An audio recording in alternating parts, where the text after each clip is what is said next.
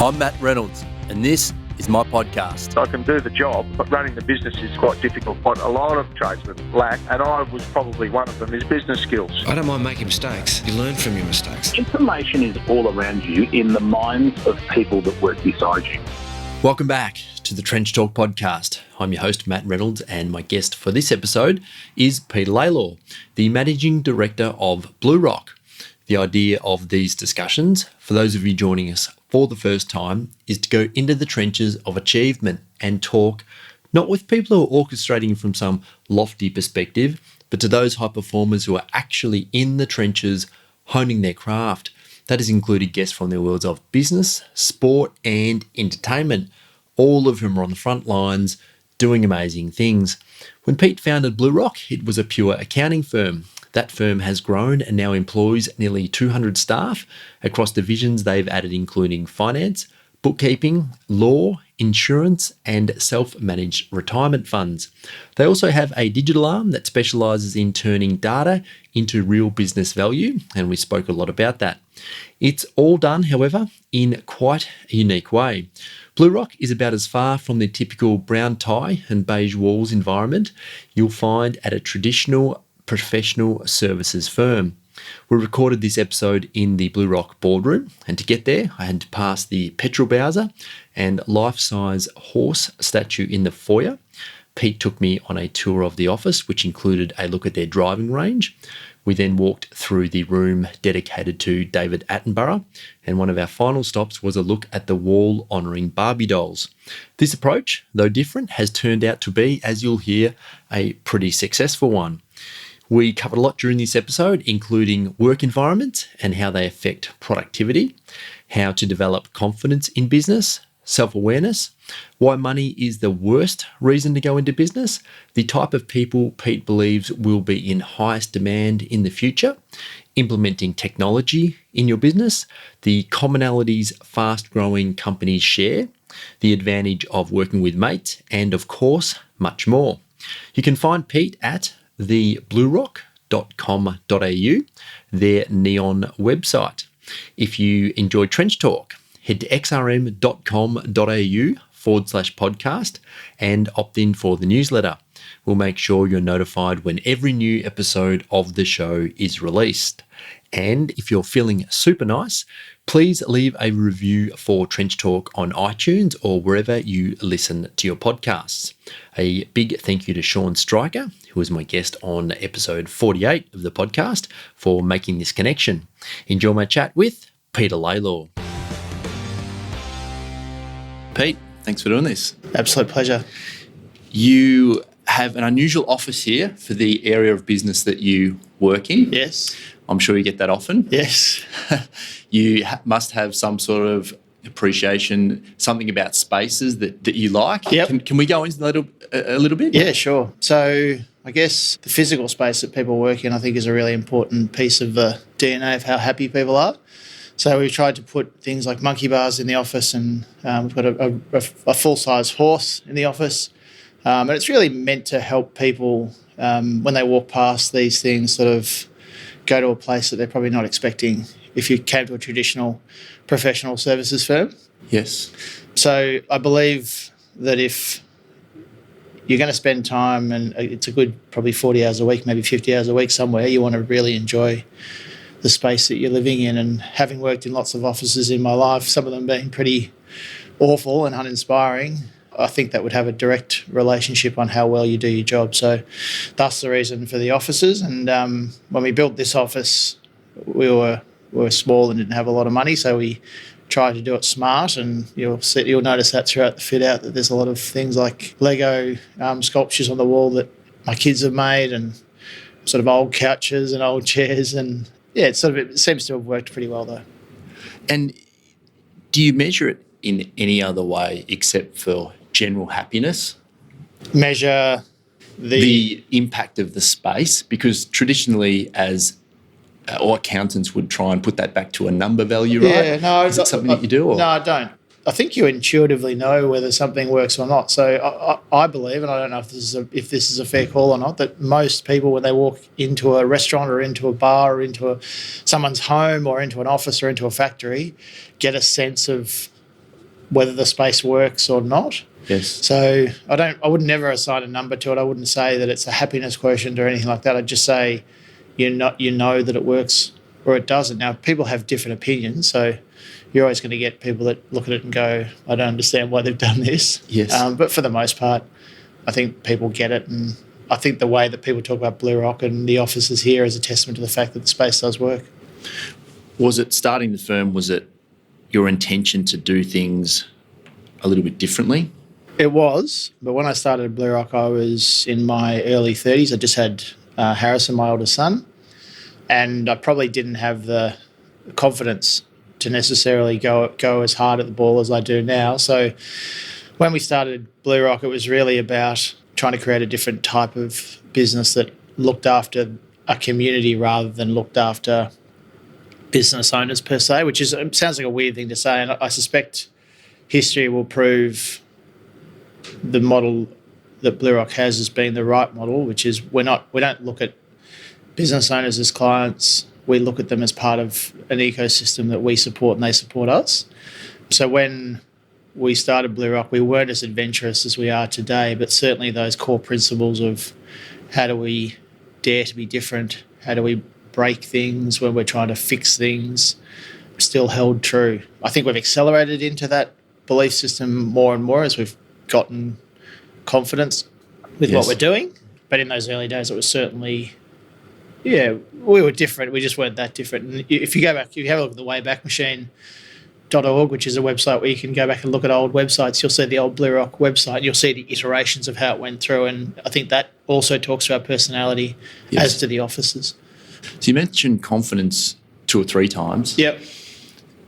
Is that a time thing in business? Do you just need to give yourself that space to develop confidence to go for things? Or it's a maturity thing, for sure. So confidence, I think confidence comes when you do something well repeatedly. So when you're playing footy as a young kid or cricket as a young kid and you start to really hit the ball or kick the ball well, you get confidence because you're doing it over and over and over again. So business isn't dissimilar in the sense that you can get lucky when you're young and you create an idea that is truly amazing. But for the most part, that's not reality. The reality is people start small businesses and those small businesses become better and better and better because they, for lack of a better way of putting it, they practice and they practice and they practice and they learn and they become confident that the decision they're making around a particular situation is the right decision for their business. So, I actually said to someone yesterday, Trevor Gordon, who's the managing director in the accounting division within BlueRock, that accounting directors are a lot like children in some respects. I know that's a controversial thing to say, but if you're dealing with a fourth year accounting director, it's almost like dealing with a 4-year-old versus dealing with a 10-year accounting director, dealing with a 10-year-old, because there's just a level of depth that comes with being in meetings that are really hard meetings to deal with, and 6 years of experience counts for a lot. It does build up your confidence for sure. Yeah, so you do have to spend that time. You can move at different paces, and that's certainly true of anything, but it is a time in the seat thing. And having dedication to your craft and really wanting it. And it's the same in sport as it is in business. If you're passionate about what you do and it's not like a job, just constantly hitting the track, you get better and better and better and better, but you've got to have that dedication. Do you have that fail fast mentality or philosophy that we hear so much about in or at BlueRock? It's an interesting question. I don't like to fail, so I never go into things thinking that I'll fail, but I do things quickly and they often don't work. Yeah. But I think that is what the philosophy is about. Not setting out to fail. No, I understand that. I certainly have no issue with just having a crack, and if we fail, we fail. But I'll usually do it around a strategic imperative that will then go in from the sides and make sure that we're tackling the bits that will actually make that initiative a success in the long run. Yeah, and we've got a lot of those going on at the moment, actually, where we're just sort of driving hard to get stuff done that hasn't been done before. And it's interesting just seeing how people are reacting to that. Okay. In what sense? Well, I'll give you an example. It's probably the easiest way to explain it. Sure. So we're building a tool at the moment that automates how we undertake our estate planning for our clients. And right now, that process is quite a lengthy process, and you're going deep in terms of understanding the client's needs and working through how the estate plan will affect them when they die. The tool isn't meant to replace that process, but it's meant to enable more people in the organisation to actually have that conversation with clients in a way that builds out the framework for the ultimate documents that the clients sign. So you're using software to help your staff, help their clients take them through the correct process? 100%, yep. And that has been a process that has been a little bit like I've said, let's do this. I think it's a really important thing we need to get happening quickly. Haven't had a lot of traction because I think people are a bit unsure about how to approach it. Yep. The way that I've approached it is I've engaged a external company to help me build the platform. A turnaround time of about 3 weeks from when we started the process to now with a minimum viable product. And I know it's not right, but just iteratively we'll get it right over the next month, and we should have something that we can roll out to our clients, hopefully by the start of the next financial year. Yes. So it's a pretty quick process. I mean, yeah, well, that's exactly what you're saying. So, yeah, that's exactly right. Yeah. And I want to make sure that we always have that philosophy, because too often people or businesses make a decision to do something and they don't do it quickly enough, and they don't necessarily realise that it's having a negative impact, but it probably is having a negative impact. Yeah, I see that a bit. So getting caught in the middle is as bad as not doing anything at all. 100%, yeah. Right? So I agree with either foot on the brake or foot on the accelerator. Sort of, you don't want to have your foot on both, and you cause a lot of issues. I sort of want to spend a little time talking about your business journey, if you like. Sure. Your first business, when did you... Yep. So I've told the story a few times. I was a tender-old age of 26. I was working in a large accounting firm, one of the biggest accounting firms in Australia, if not the world. And I decided that if I was going to do my job as an advisor properly, I needed to understand how businesses ran. So I built a little bar called Murmur, which we still own. And I went in there every night after work, and I tiled, and I did put in toilets, and I put up bars and installed all sorts of stuff that I'd never, ever done before. This was it wasn't really pre the internet, but it was pre having access to like YouTube videos where it showed you how to tile and it showed you how to install you actually a toilet. had to figure it out for yourself. Yeah, and I did a terrible job of it, right? Like if you go to this bar today, you'll see shoddy workmanship all over the place. So it was me and three of my mates who were in there every night after work and there on weekends. Mm-hmm. We opened, I think we took the lease over in October. We opened in February. And the first night we did $1,000 in sales, which was basically all of our mates, and probably half of it was me and the boys. But we thought we'd cracked, what success felt like. Little did we realise that there's just so much that goes into running a business, even a business that only had 3 staff really. And that began the journey for me in terms of understanding how to run a business. And I wasn't a very aware 26-year-old either. So I was one of these guys who almost had no self-awareness and just sort of did things without really thinking, is probably what I'd say. I've had to develop that self-awareness over my life and become much more aware of how sort of cause and effect, how things happen in business and in life. And would you say at that time, though, almost a lack of self-awareness is a good thing when you start in some ways? I can see why it would be a good thing, because it would give you the ability just to go and have a crack. That's what I mean, yeah. But on the other hand,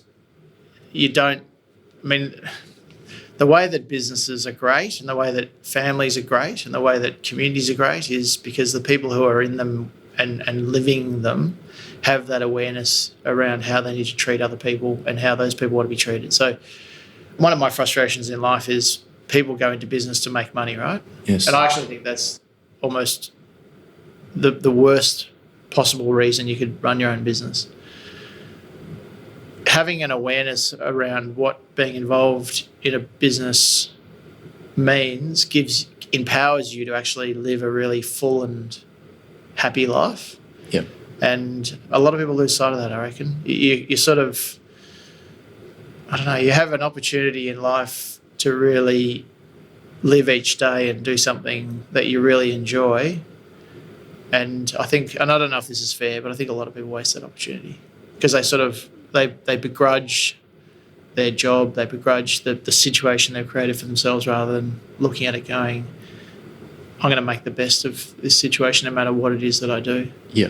So, yeah, I don't know. I would prefer to be self-aware is probably the answer. Enough. Yeah. Even in my 20s, because I felt in my 20s I didn't really have any direction. I was lucky enough to recognise that I needed experience in business to advise business owners, but it didn't go much beyond that.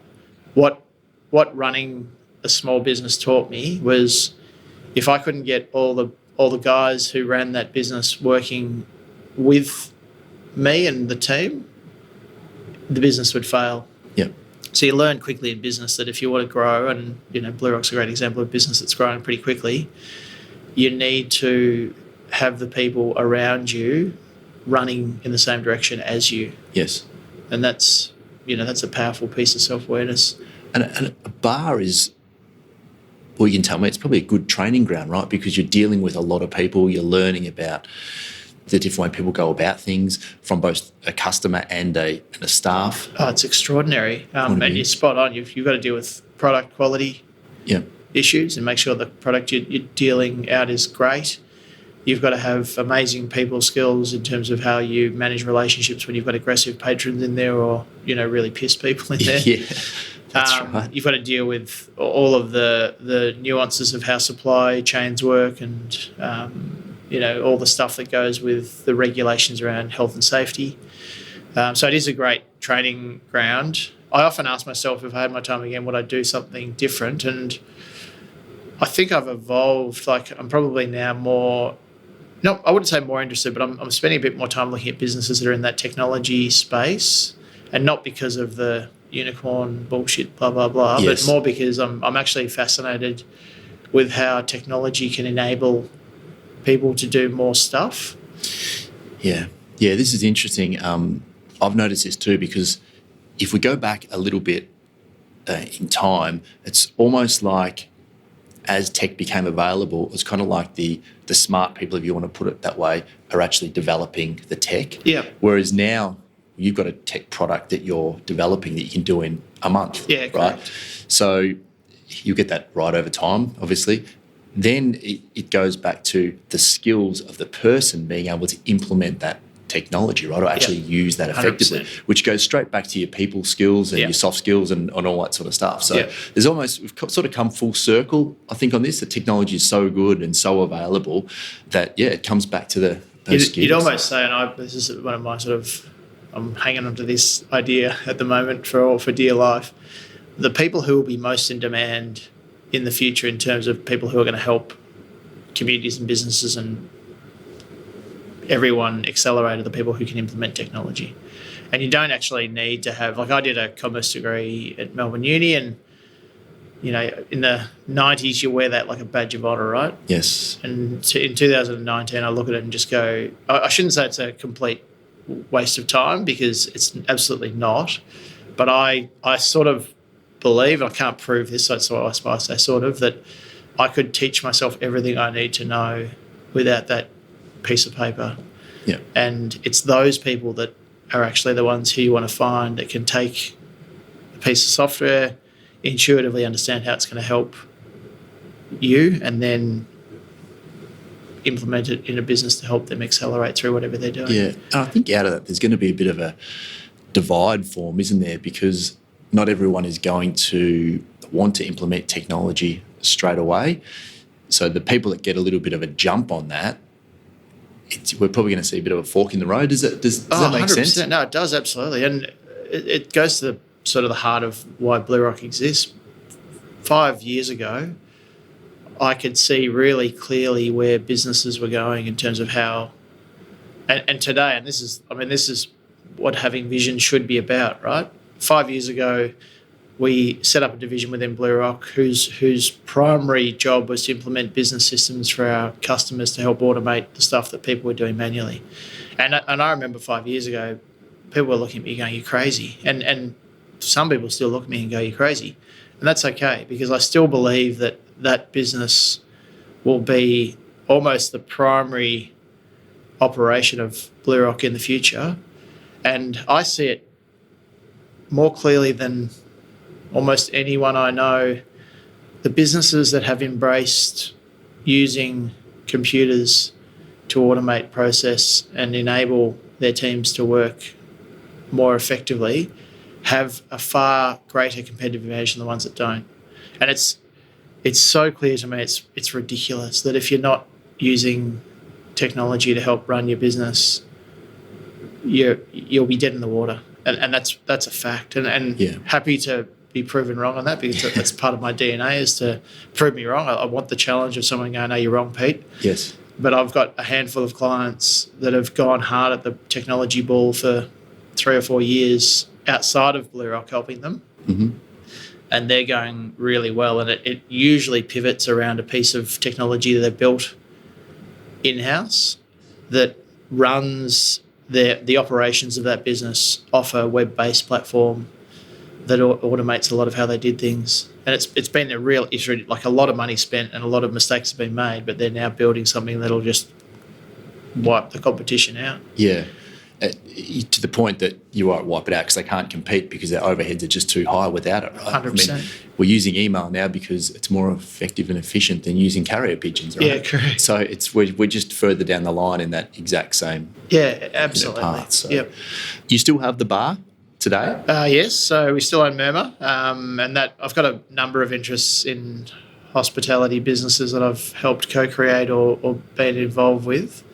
Some of them are going well, some of them aren't going well, and that's normal in business. So I'm reading a book by Phil Knight at the moment called Shoe Dog. Shoe Dog, yeah. He ends the book with the discussion around people that are entrepreneurial, and he says the more stuff you do and the more visible you are, the bigger the target on your back. And it's hard when businesses fail, but it's also part of that journey that business owners have to take. So across all the businesses that I'm involved with, I've got some really successful ones and I've had some great wins, and equally, as you would expect, I've had some big losses as well.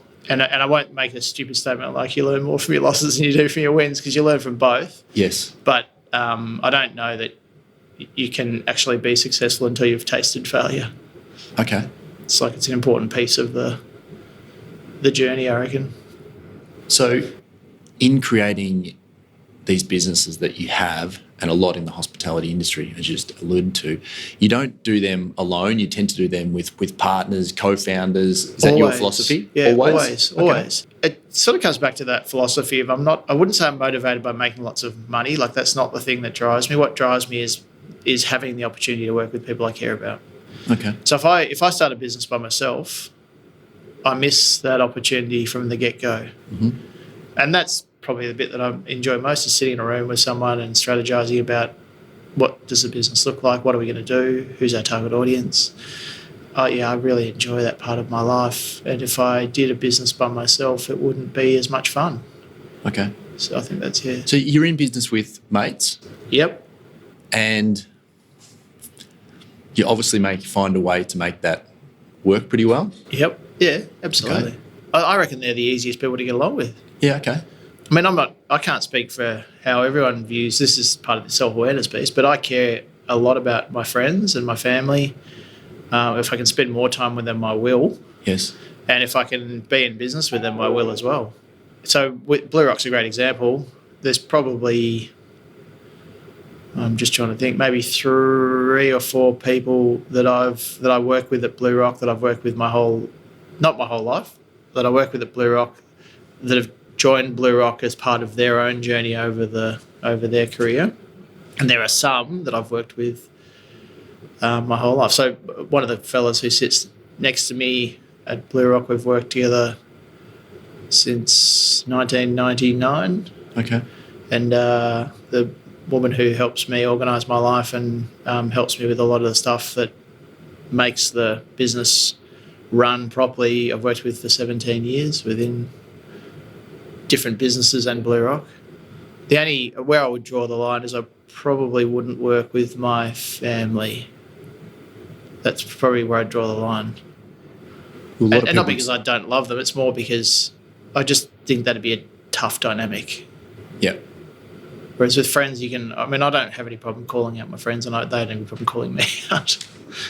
I suppose if you have that, you have that open, honest relationship, then it makes it quite easy, right? Yeah, absolutely. So after Murmur, what other sort of businesses did you create in that hospitality space? There's a lot. So after we did Murmur, we bought pub called the Mint Bar, which is on William Street on the corner of William and Latrobe. We then bought the Phoenix Hotel in Flinders Street. We then bought a business in Brunswick called Don't Tell Tom, which we turned to the Penny Black. Around that time, we started a business called Mr. Burger, which was a hamburger business. It goes on and on, so I'm mindful of not boring your listeners with that journey. Along the way, we got involved with a scrap metal business, a large scrap metal business out in Williamstown that one of our clients was retiring out of. So one of your clients, did you have BlueRock at this point or not? I did, yep. Okay. So we bought that business off the client. Oh, yeah? I still sit on the board, but I'm not involved financially with them anymore, and they're going really well. I started a heavy haulage truck company, just all sorts of different things. And some of them were good and some of them were bad, but it was sort of a lot of fun. And it was in my 30s, if you like, that I was experimenting with different business opportunities. Having been taught, interestingly, at the large accounting firm that I was at, that you shouldn't have a business outside of your advisory accounting business, and that you should also, what they called, stick to your knitting, as in, if you're going to do something, stick to one thing and do it really well. One of my core philosophies is building opportunity for everyone that I work with, and I feel like the old accounting models that come out of the big four accounting firms in particular, historically, I can't speak for them now because I just don't have enough visibility on them or what they do, are really around almost a program, if you like, of starting as a graduate and working your way through the ranks to get to a director, and not really letting you stray too far from the track. And it does a couple of things. It creates a very homogenistic view of the world in terms of the advice they give their clients, but it also doesn't create opportunity for the people that are in that ecosystem. Yes. And I almost think that's a bit unfair in some respects. So through the different businesses that you own and ran and built, was it that you realised that the advice services were lacking? And is that why you created BlueRock? I'm quite interested in how that sort of come to be. Yep. So when I started BlueRock, it was a pure play accounting business, and I'm obviously a very entrepreneurial, creative thinker, and always thinking about how can I help business owners do it better. Yep. I was reaching out to my networks of law firms, financial planning firms, finance companies, and there was a commonality around the ability to influence those partners to get the job done cost effectively, in a timely fashion, so efficiently, and most importantly, with a degree of passion that they really thought about what was going on. So it was a pretty natural progression for me to say, why couldn't I start a law firm? And there's obvious reasons why you can't start a law firm, right? Like, you're not a lawyer. Yeah, that's right. But if you peel back the lid of what these businesses do, fundamentally they're people relationship-based businesses that apply a specialisation to a circumstance that, if you have the specialisation, you can do it irrespective, right? So yes. I started the law firm, BlueRock Law, and it sort of went from there. Then financial planning was next cab off the rank. So we're a law accounting, financial planning business. And you start to get emboldened almost by your success. Yeah. It wasn't long after that I thought, geez, there's a lot of clients that need websites, that need business systems. Like the Xero is just starting to get a bit of traction. I was very anti-Xero, interestingly, at the start. And so we started the digital division. And then I remember very clearly sitting in a meeting one day talking to a client about sales and how do you actually create sales. And the way that I've always done it is through a strong relationship-based networking type approach, one-on-one. I don't do any public speaking or networking in that respect because I don't believe it's that effective. Yep. And he was talking to me about digital marketing and it was pretty new in the cycle in terms of what is now common vernacular, pay-per-click and conversion optimization and all that fun stuff. And so we actually acquired a small digital marketing agency, which, probably wasn't my finest moment in terms of the marriage of all the stuff that BlueRock did and a digital agency that probably didn't really fit the bill. But through perseverance and thinking about the strategy and what our clients wanted, we've managed to build a really good offer for our clients around digital marketing to help them get revenue through the door. And you can sort of see it, you can sort of see it. I can see it now that the next piece of the DNA puzzle, if you like, is the analysing people and how they consume and then working collaboratively with them to give them the service that they actually want in a way that they don't know that they want it. I know that sounds weird, but so the most recent thing we've done is we've set up a data analytics business within BlueRock, hired a whole lot of mathematicians and data scientists, and we're doing a lot of work around understanding the DNA of the people that we're dealing with, and I think that'll be where the next iteration of. So how does that apply practically? Like if you got an example of a business where and the data actually analysed to get a certain result, like. Yeah, I do, but it's not necessarily specific to BlueRock. So one of the tools that the data guys are building at BlueRock is the ability to look at a building envelope and basically geofence that building envelope. Then using data sets, they can tell the user of that geofenced building block who's going in and out of the building. And then with algorithms and smarts around how that data's chopped up and digested, they can tell you the types of people that are using that building. So they have these things called personas in the data analytics world that'll allow you to basically stereotype, for lack of a nicer way to put it, people that live in a certain mesh block in Hawthorne or a mesh block in Altona or a mesh block in Harrietville out in the country. And they'll give you a persona that will tick off a whole lot of things around the things that you like to do. And then using that mobile data, if Pete Lalor goes into the building and I live in Brunswick, they'll stereotype me based on the mesh block of where I live and how effectively the data out of my phone is being used.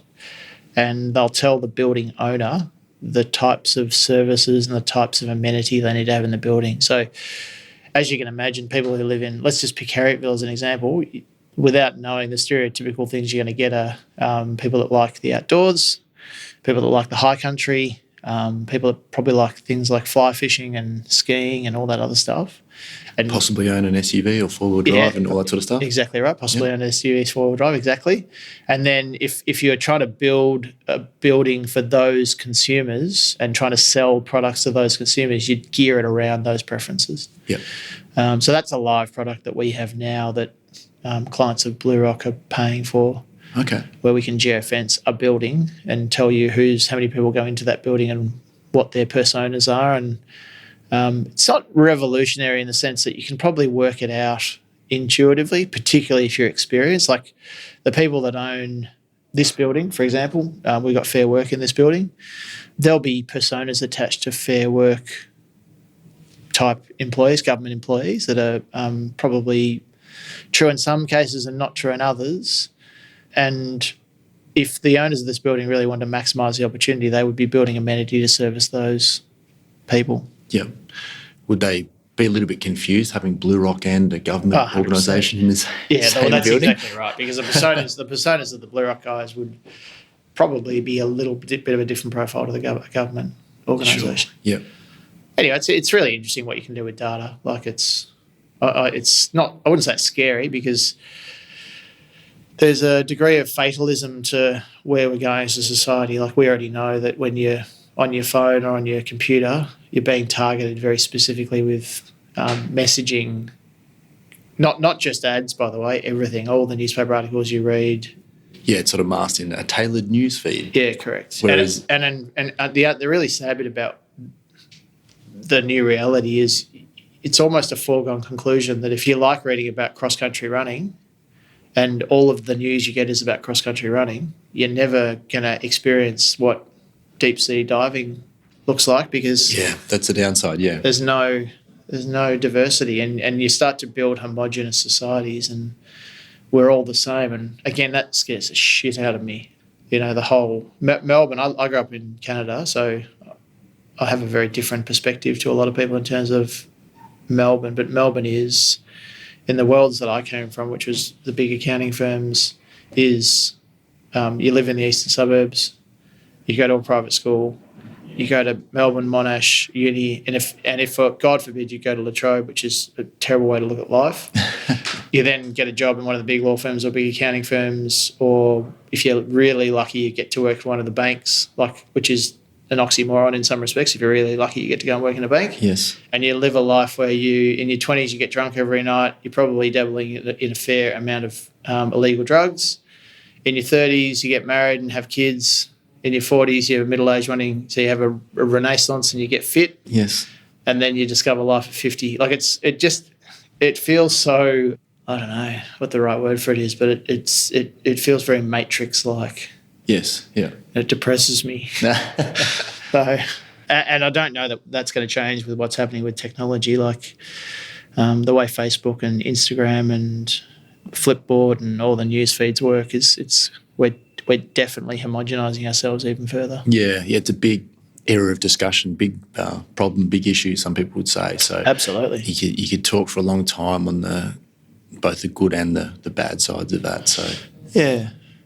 I mean, on a business side, in some ways, we do want it so we can target easily, Sure. because one of these big technology pieces, right, is actually the automation of collecting the data. Correct. We don't have time to act against the data after we've collected it, so we have to automate that collecting, which is what you've just explained with in the building scenario. So I expect, interestingly, with the collection of data, that companies will, and this is again me just thinking out loud, that companies will be set up in the future where they pay consumers for their data. So rather than the data being scraped off existing service providers, there'll be companies that pay someone $20 a month, for example, to know who they are, to basically have access to all of their data that they're using, and once you have a big enough data set, I'll then sell that to someone for $30 a month, and that'll be the model.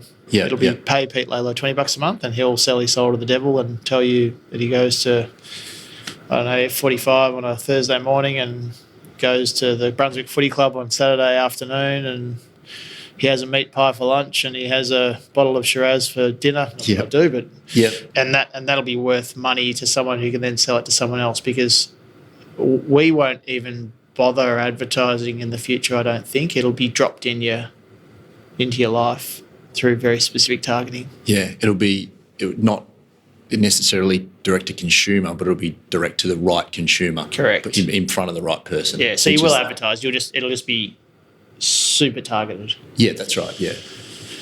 But you got to wonder whether it's a healthy model or not. I'm not sure that it is. But. So what other areas do you have within the BlueRock umbrella? We've got accounting, personal wealth, you've got the digital arm. Yep, so we've got accounting, which is business advisory consulting around how you scale and grow businesses, as well as the compliance piece, tax and accounting. Yep. You've got law, which is basically a mid-sized legal operation that does everything from litigation right through to employment law and everything in between, with specialist lawyers in each area for that. Private wealth, which is investment advice and helping people manage personal risk around, having buy-sell agreements and life insurance to cover those agreements. financial plans as well. We've got a finance division that does every part of the spectrum from fintech loans right through to home loans, big commercial property loans, mezzanine finance, private debt. Oh, yeah? We have general insurance, which is a natural add-on because all of our clients need general insurance. And I have a terrible story about general insurance. One of my clients who runs a large logistics company was paying $400,000 a year in insurance. And I went and got him a quote from the fella that we brought in to run that division, actually. Yes.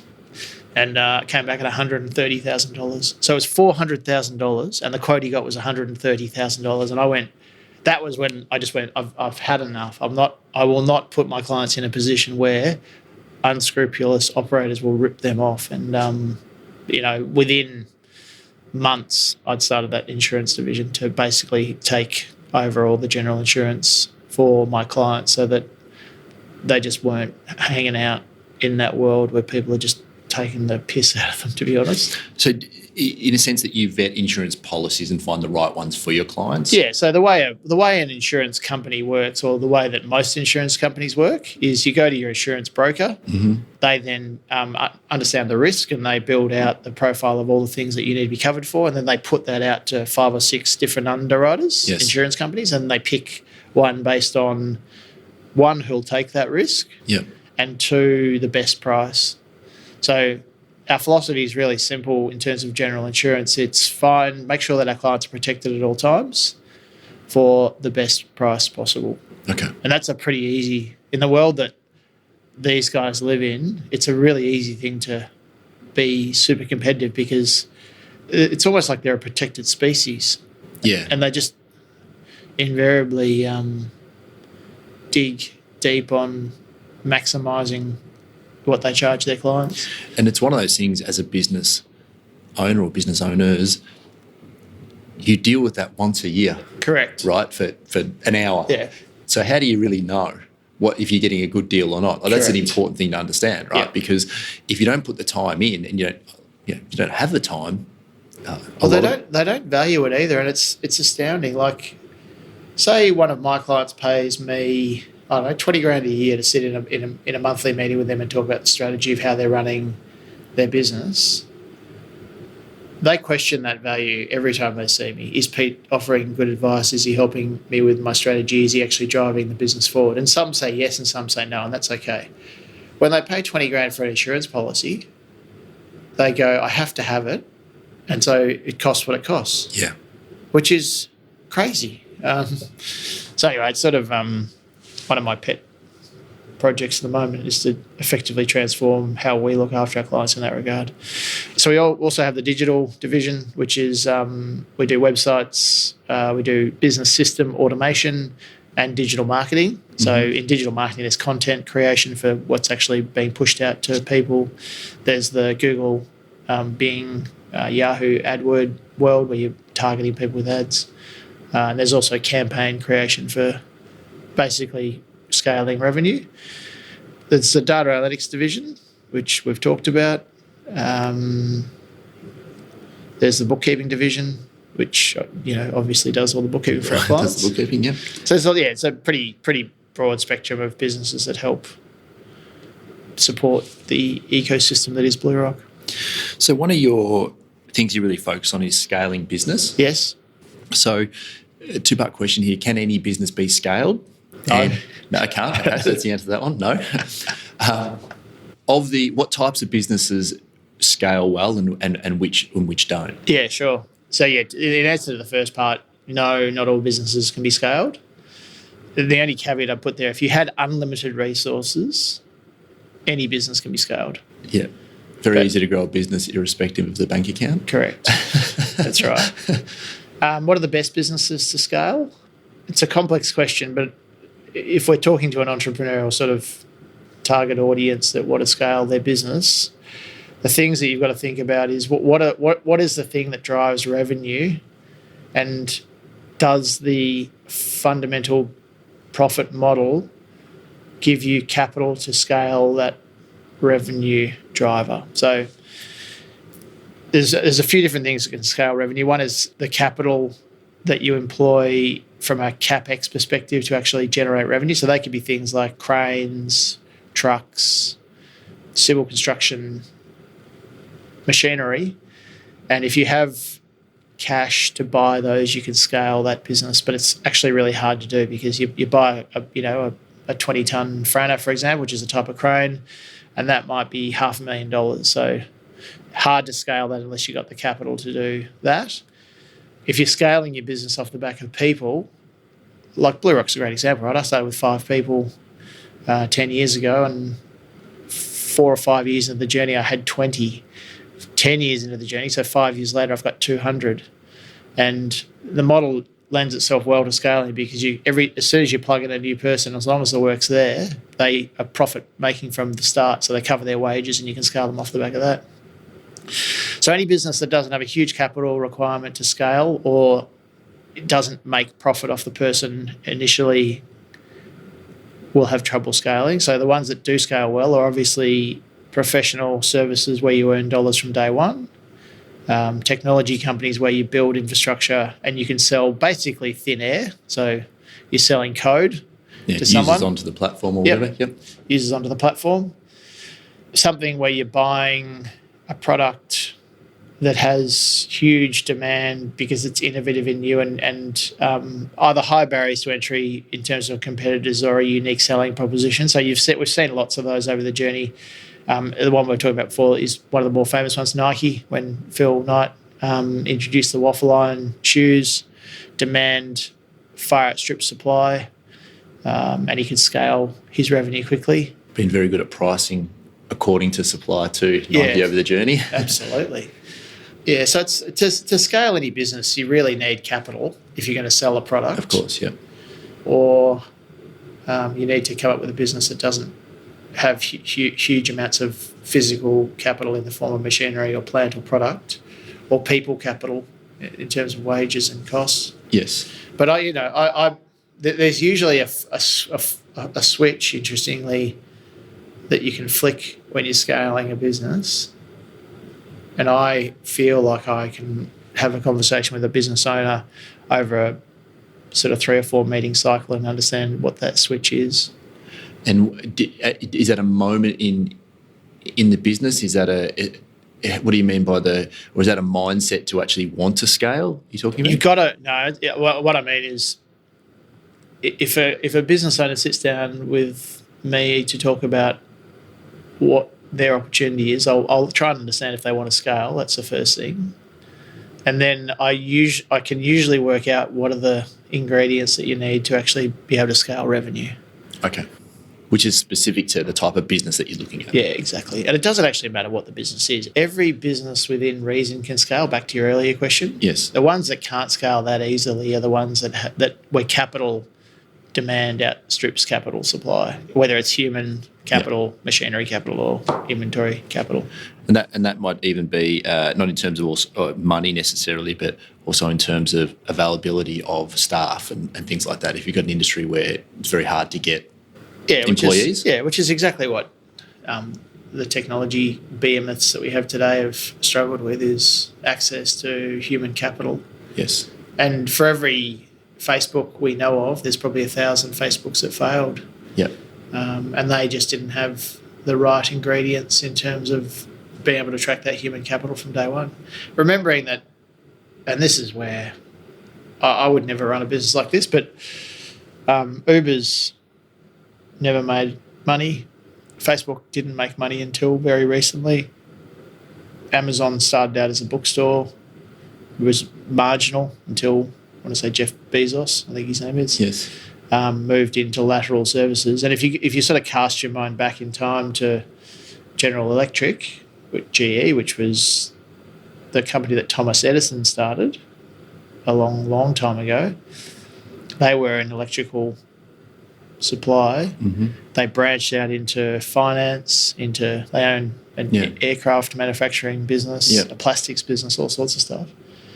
And that's a different paradigm, right? Because they've gone public to raise capital, as Nike did in 1979, or they've been funded by private equity guys more recently, where they're just losing vast amounts of money to scale, hoping that one day, not hoping, but knowing theoretically that one day the switch will flick and they'll start making money. Yep.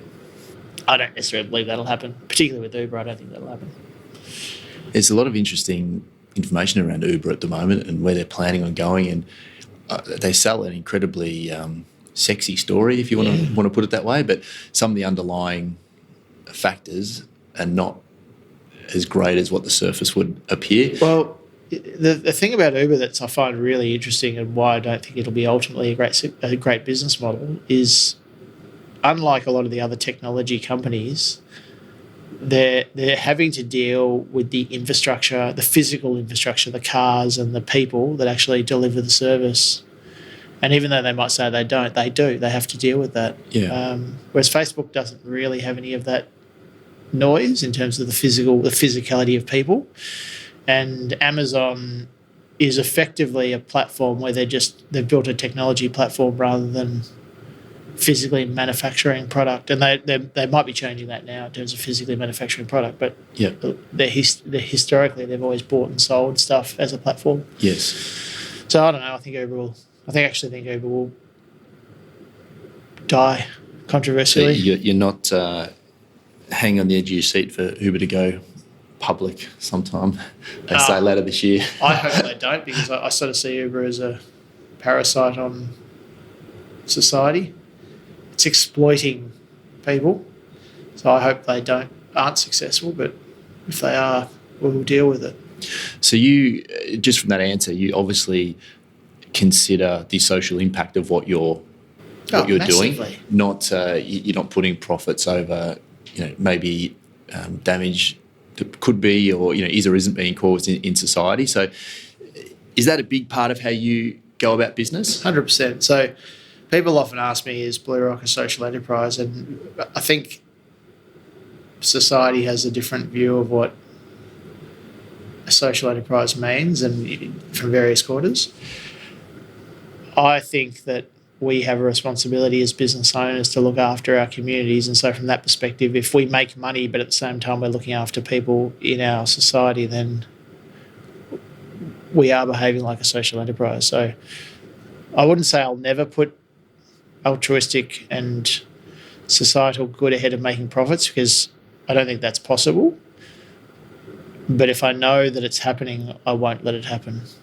So if it happens unintentionally, which it does, and everyone has bad experiences in business at a people level, but you always do your best to minimise that harm. I just get frustrated with Uber because they're basically coming in and disregarding society and what the laws are saying they have to do, and riding roughshod over, and they've done it just through force of volume rather than actually getting approval, and no one in the government had the ability to stop it. There's a few areas of we're still trying to police a lot of these tech things, global absolutely. tech problems with local reinforcement, right? And it's just doesn't work. We don't have the bullets to do it. So what we should be doing at a government level is taxing the absolute bejesus out of these technology companies when they come into new territory. So Facebook's a great example. In fact, they're all the same.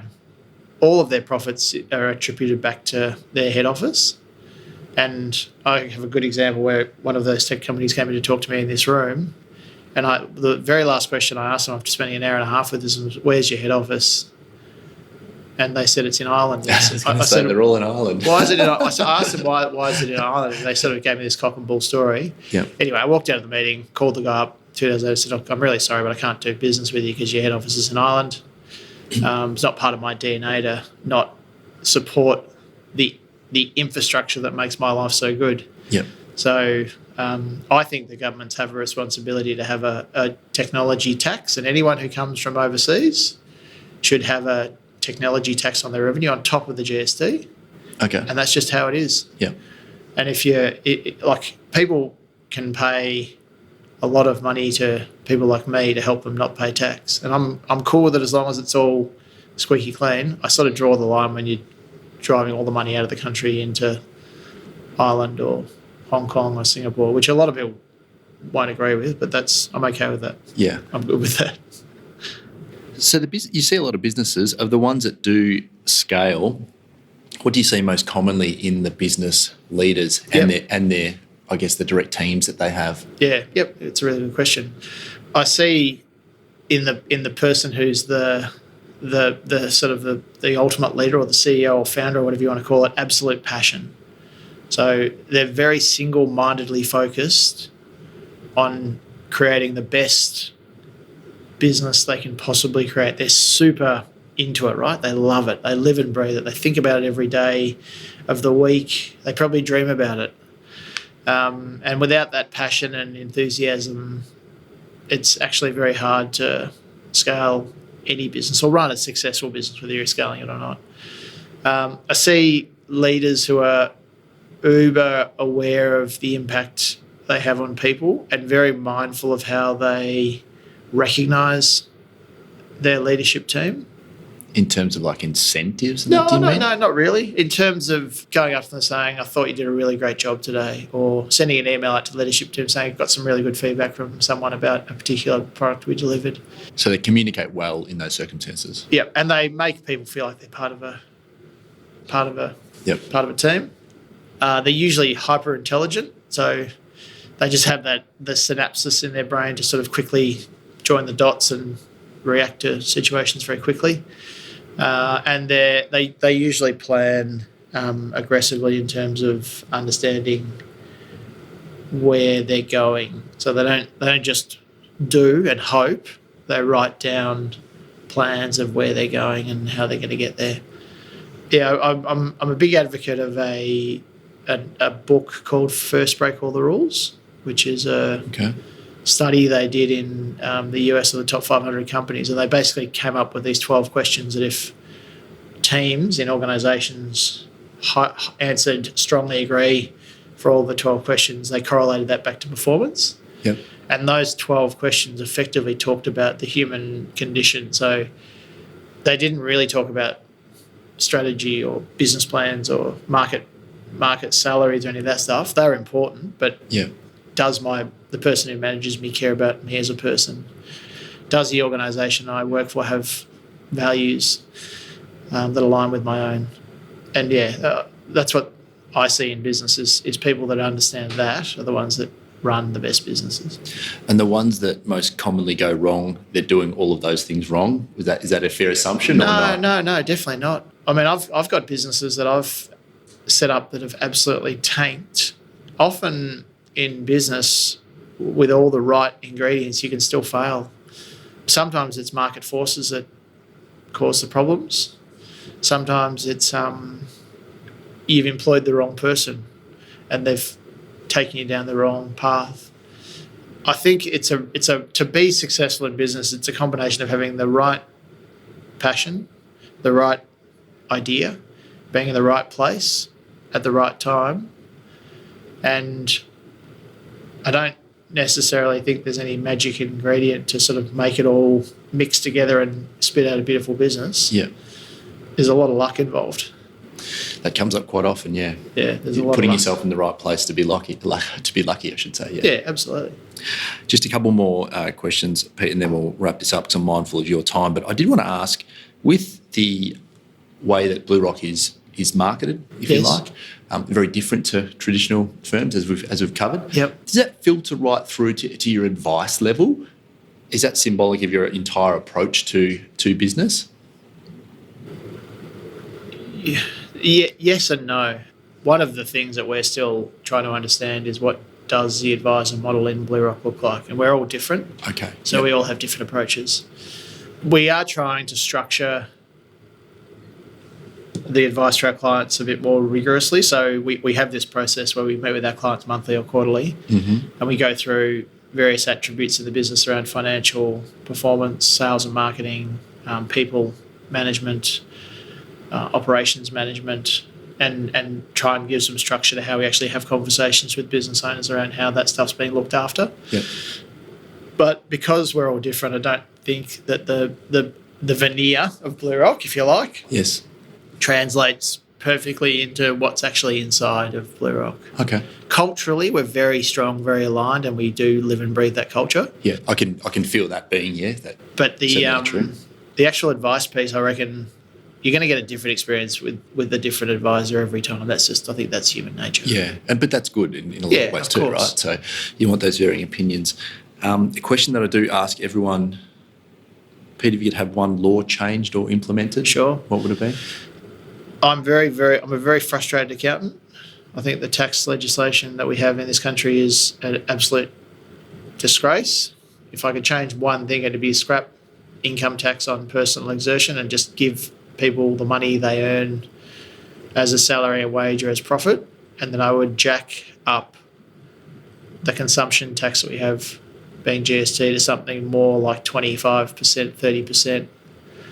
And it absolutely becomes a egalitarian market in that respect, because if you want to go buy your Maserati for $300,000, on top of that you're going to pay another $100,000 for the privilege, or $90,000 for the privilege. But if you choose to drive around in a 2004 Ford Festiva and it costs you $3,000, you pay $900. Yes. And there's a simplicity to that. It'd put a lot of people out of business, particularly tax advisors, of which we have a tax division, so I'm sort of putting myself out of business. But it'd simplify life significantly. Yeah, I've never heard anyone say we need to complicate the tax system anymore. Yeah. So I think we'd do ourselves all a great service by simplifying it. The means, I don't know how you're much obviously better qualified to answer that question, but simply for everybody to understand every aspect of their tax. But it can't happen. I don't know if that's really realistic at all. So. No, it's not. And I spent 8 years of my life as a tax accountant, so I understand tax better than most. It is an absolute joke. And unfortunately, the way that human beings are, it's so politically charged that it's very hard to actually get anything done. The fact that the GST got introduced in the first place, I think, was a massive win for the welfare of our community, because the government suddenly had a lot more money they can invest in this amazing country. But I do still think that we'd be better off if we got rid of all those other taxes and just had one tax. Now, practically, I don't know whether that would work, but there's far smarter people than me that would work that stuff out. But Sure. it makes more sense to me to charge people on what they're consuming, on everything, houses, cars, you name it. Understand. If we can finish with one piece of business advice. I've got a lot, but I think if I was going to give people out there one piece of advice around how to run a successful business, think about how you would feel if you were the customer of your business. What's that experience like for the customer? And if you can solve that piece and go, I'd be really happy if I was a customer of my own business, you're 90% of the way there in terms of running a successful business. There's an absolute bucket load of other stuff I could layer on top of that, but Of course, yeah. one thing that I'd take away is put yourself in the shoes of the customer. What does the customer want? Don't ever sell someone something that you want, because you'll be selling stuff to thin air a lot of the time. Think That's about right. what your customer wants. Yeah. Awesome, Pete. Can we get excited? I know you're a blues man. Can we get excited about the 100%. floor club this year? Yeah, it's awesome. We've got a few good prospects running around now, don't we? So Yeah. I was pleased to hear that you're a Yeah. fellow Carlton person. Well, that's where the blue and BlueRock comes from. I did read that, and I think that Pretty excited about Carlton this year. yeah, and the next few years to come, I think Yeah. finally we might have turned the corner. Well, I'm not going to count my chickens, because every year I'm excited, and the first 2 games were pretty good. I'd be a lot happier if Doherty was back in the side, but yeah, no. Look, the first 2 games were great. I didn't have a voice the day after the round 1 game. I went to the game and screamed at them. That first quarter was an interesting quarter of footy. That's good. All right, mate. All right, mate. Thank you. Thanks, Pete. Cheers. Hey everybody, it's Matt again. Thanks for listening. Just a couple of things before you guys clock off. You can get all Trench Talk episodes at xrm.com.au/podcast. You can also sign up for other goodies at the same site. Just plonk your email in there and you are covered. That's X for X-ray, R for Romeo, M for Mike.com.au /podcast. If you really like what I'm bringing you, please head to iTunes, subscribe to this show, and leave a review right there. And lastly, if you want to contact me directly, type the @ followed by Mr. Matt Reynolds into your search bar and you'll find all the social links. Goodbye.